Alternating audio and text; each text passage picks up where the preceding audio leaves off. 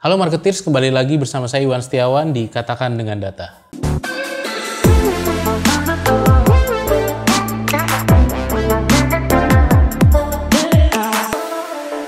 Di episode kali ini saya kembali ditemani oleh Mas Drata, CEO kompas.co.id. Selamat datang kembali, Mas. Terima kasih Mas Iwan. Kita di episode kemarin kan bahas seru banget ini ya. FMCG kategorinya sangat growing gitu di 2023. Dibandingkan 2022. 2024 ini kan banyak event-event yang akan mempengaruhi penjualan gitu. Kita akan bahas key events ya, Mas Drata ya, yang nanti akan mempropel atau mendorong penjualan FMCG di e-commerce lebih besar lagi. Satu-satu mungkin Mas Drata ya. Boleh. Kita mulai dulu dengan double dates. Dates. Itu paling menarik kalau di e-commerce. Iya, betul. Gimana Mas Drata? Double dates ini kita melihat datanya dari bulan Februari Mas. Jadi 2023 itu menarik, ada 22, 33 sampai 12 gitu. Dan kalau kita lihat sepanjang double dates itu selalu fenomenanya growing, kecuali di bulan Maret yang hanya turun 4%. Kita nggak tahu kenapa apa yang jadi di bulan Maret itu sedikit anomali, tapi yang lain itu growth-nya sampai 86% di bulan Desember. Jadi kita compare sebelum double dates dibandingkan dengan ketika double dates itu terjadi gitu. Jadi rata-ratanya itu signifikan.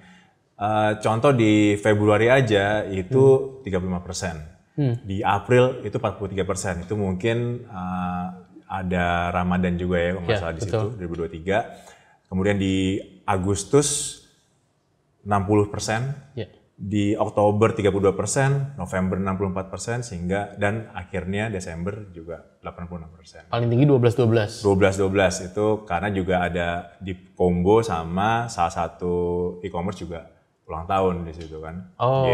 Jadi berarti luar biasa tuh ya. Dorongannya langsung kenceng ya. Betul. Baik. Akhir tahun kan, liburan juga mungkin ya ada pegangan uang juga tuh, keluar bonus. 12 itu jawabannya. Langsung belanja. Betul.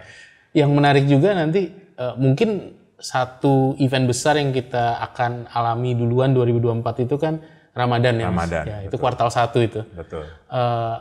Trennya seperti apa Mas kalau di Ramadan? Ya, sama 2023 kemarin Ramadan juga menarik terutama di dua kategori yaitu beauty and care sama makanan minuman. Itu growing dan nominalnya juga besar. Jadi yang perawatan kecantikan growing 20%, makanan minuman 26%.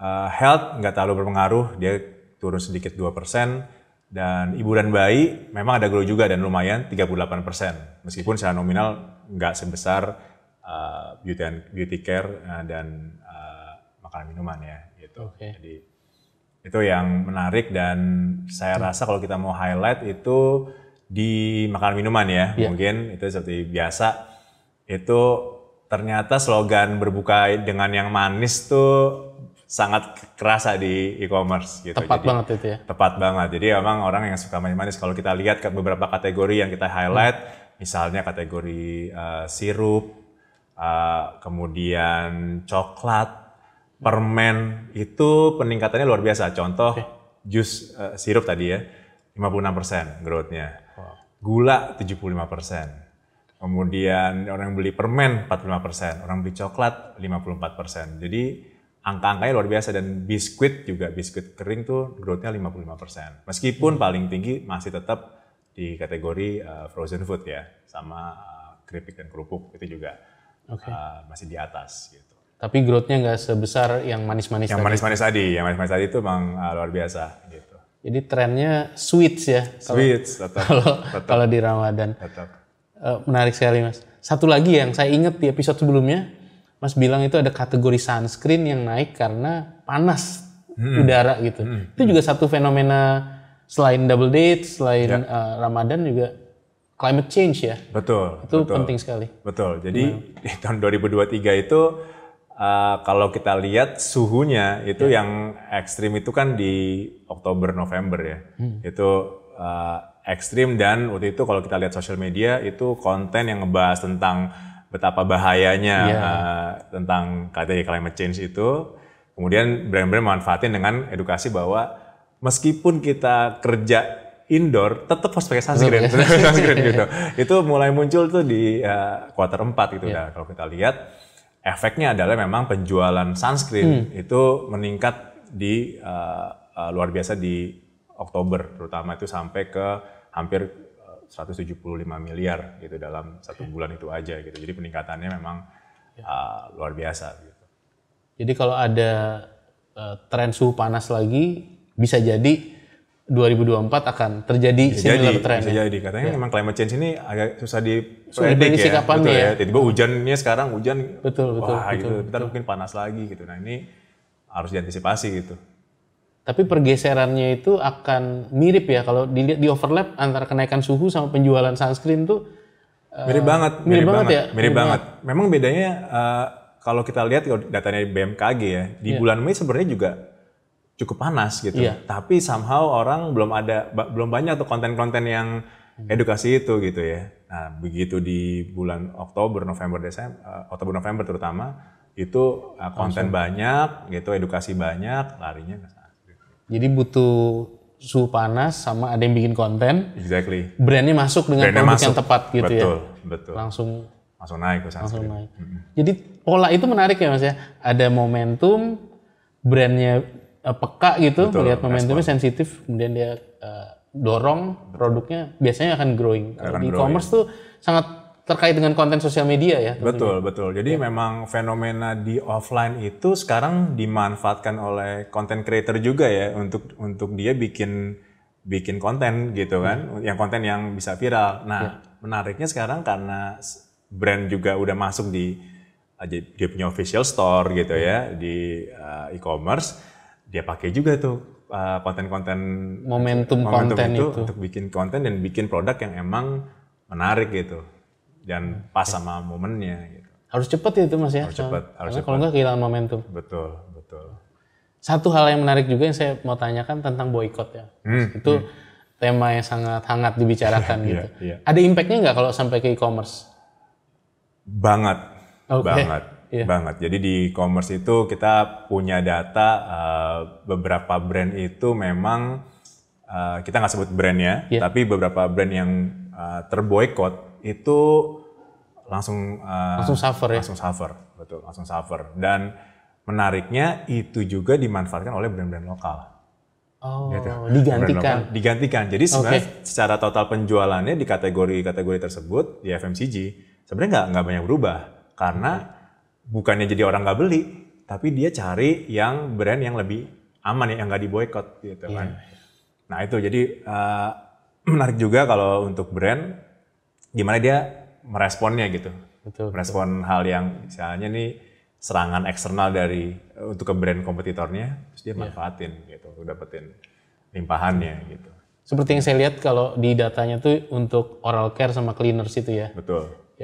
Yang sangat kelihatan shifting ke brand yang lebih safe gitu. Betul. Atau tidak ada terasosiasi atau terafiliasi. Betul. Gitu ya. Jadi memang ini hanya 2 contoh kategori yang kita lihat itu efeknya enggak. Ini kan kita bicara sales quantity-nya ya itu naiknya tuh luar biasa gitu dalam 1 bulan aja gitu kan. Jadi ya ini respon brand terhadap ya masalah yang dihadapi oleh kompetitornya nih jadi penting. Menarik sekali. Satu lagi Mas yang juga hangat juga adalah soal TikTok yang sempat nggak boleh berjualan sebagai e-commerce gitu, tapi kemudian comeback dia nggak lama setelah itu. Itu seperti apa yang terjadi kalau dari sisi penjualan? Jadi kita punya data penjualan yang terjadi di FMCG khusus di TikTok. Jadi kontribusinya awalnya sebelum TikTok tutup itu dia 21% compare to yang lain ya, Tokopedia, Shopee, Lazada, Blibli gitu. Besar ya sebenarnya waktu itu? Cukup besar, jadi dia pemain bisa dibilang ya nomor 2 terbesar waktu itu di FMCG ya. Gitu. Nah ketika itu ditutup, yang menarik bukan serta-merta 21% hilang, tapi itu pindah dan mayoritas pindahnya ke Shopee. Gitu. Yang lain juga dapat tapi nggak sedikit, nggak banyak gitu. Jadi contoh Shopee itu dari 61% dia langsung naik ke 79%. Sementara Tokopedia dia naik dari 13% ke 15%. Okay. Nah sebenarnya ujung-ujungnya yang berkurang ya 190, hampir 200 miliar aja sih yang berkurang ya. Tapi sisanya digantikan. Jadi kita lihat ya cuma turun 3% dari total. Beda platform aja. Beda platform aja gitu. Jadi apakah benar argumennya bahwa ini menolong offline? Ya belum tentu juga. Belum tentu. Gitu karena dia cuma pindah platform online aja. Sebenarnya. Tetap di e-commerce sebenarnya. Tetap di e-commerce. Okay. Gitu bisa dibilang. Nah setelah buka kembali apa yang terjadi, Mas? Setelah rebound, jadi kita melihat datanya ini dari kita compare sampai ke 19 Desember ya. Jadi ternyata setelah dibuka ini belum fully recover.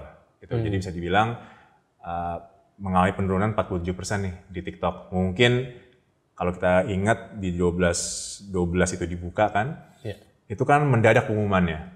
Betul ya. Jadi mungkin brand juga belum ready lah tiba-tiba buka lagi gitu. Dia belum siapin content creatornya ya kan untuk live streamingnya segala macam, promonya juga belum disiapin mungkin karena TikTok itu kan erat kaitannya dengan promo pasti nomor satu. Yang kedua kan dia perlu simulasi lah produk-produknya kan. Nah itu kan harus dipersiapkan ya. Mungkin seminggu pertama itu belum sempet lah mungkin, belum take off lagi dan orang juga fokusnya pasti ke platform lain, kan 12-12 nih, gitu.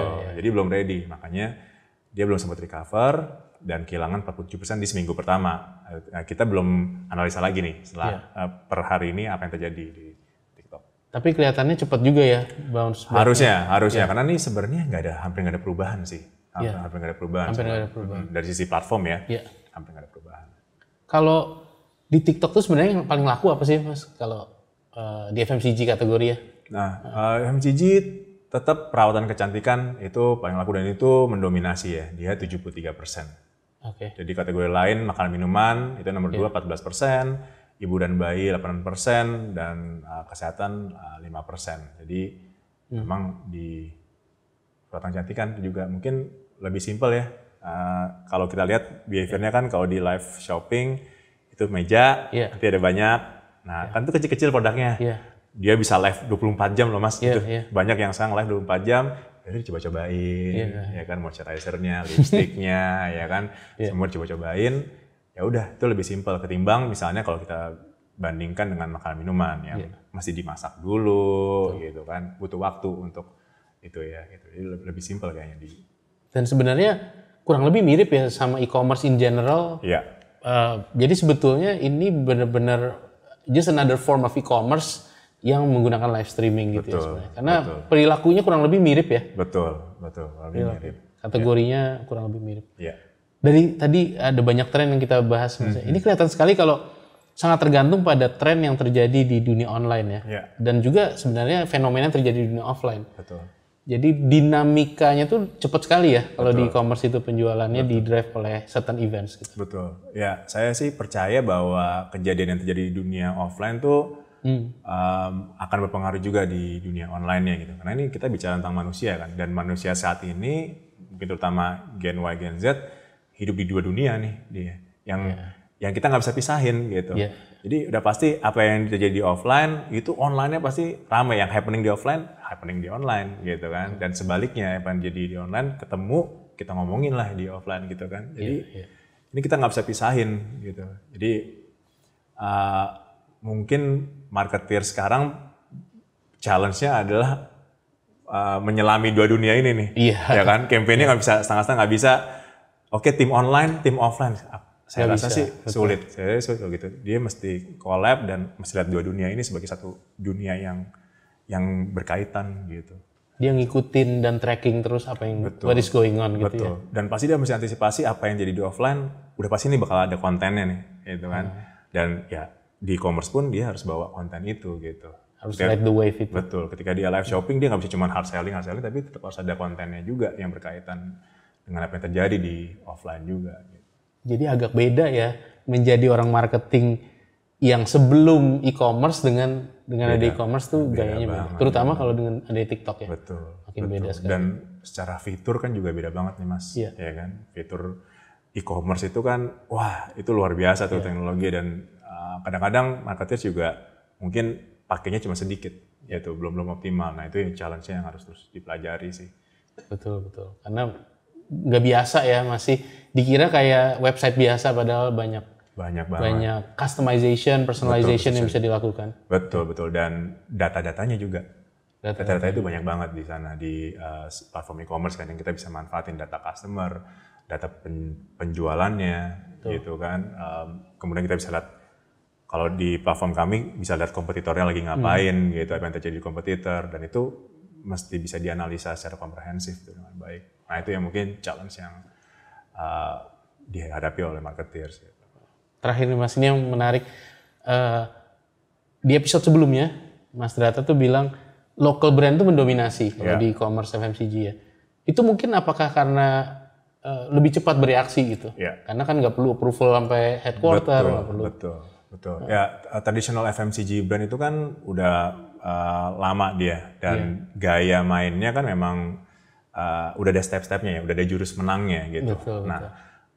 Sekali lagi online ini kan muncul dunia baru, dan ini erat kaitannya dengan teknologi ya kan, yang mungkin skill set dari karyawannya agak berbeda.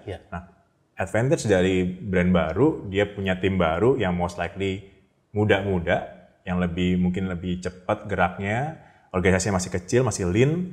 Nah, dia bisa langsung mulai, starting point-nya bukan dari offline gitu. Dia langsung mulai online, dia pelajari tuh tools-toolsnya semuanya, ya dia bisa lebih lincah gitu. Jadi ini yang menjadi menarik kenapa 7 dari 10 brand itu ya dikuasai lokal sekarang. Gitu. Luar biasa.